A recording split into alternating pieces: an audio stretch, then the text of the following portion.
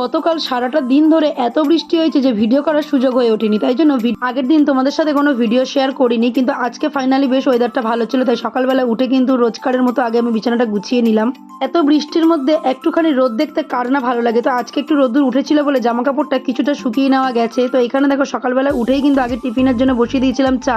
আর মার বাজার থেকে ঘুরে চলে আসা হয়ে গেছে। মা বাজার থেকে এনেছিল মাছ আর বাচ্চাদের মাংস। আসলে সারাদিন ধরে এতটাই বৃষ্টি হচ্ছে কয়েকদিন ধরে, তাই জন্য আজকে যেহেতু একটু ওয়েদারটা ভালো ছিল বলে মা এগুলো আর ফেলে রাখলো না, নিয়ে চলে এলো। তো মাছগুলো আমি ওই জন্য ভালো করে ধুয়ে ধায়ে রাখছিলাম, কারণ মা বলেছিল নুন হলুদ মাখিয়ে তুলে রাখতে। আমি বললাম না, আমি ধুয়ে ধায়ে রাখছি, বাকি কাজ তুমি করে দেবে। তো তাই শুধু মাছটাই ধুয়ে রেখেছিলাম, আর বাকিগুলো আমি করিনি, কারণ মা বললো বেকার টাইমের জল যখন চলে এসেছে তখন আর ট্যাঙ্কের জল খরচ করতে হবে না, তাই জন্য আমি আর ওগুলো কিছু করিনি। ওগুলো সব মাই করে নিয়েছে। আর এখানে দেখো চাটাও হয়ে গেছে মাছটা ধুতে ধুতে। সকালে টিফিনে করেছিলাম চাউ। আসলে চাউয়ের সাথে পাস্তা মিশিয়ে খাওয়ার পর থেকে এত ভালো লেগেছে, তাই জন্য এখন শুধু আর চাউ করি না, চাউ পাস্তা মিশিয়ে করি।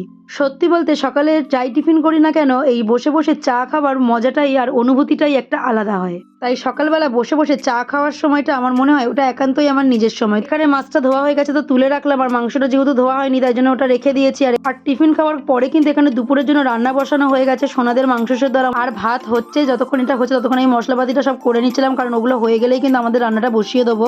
অল্প মশলা করার হলে তখন আর মিক্সি বার করি না, শিলেই করে নিই। আর শিলে বাটার স্বাদ কিন্তু একটা আলাদাই হয়।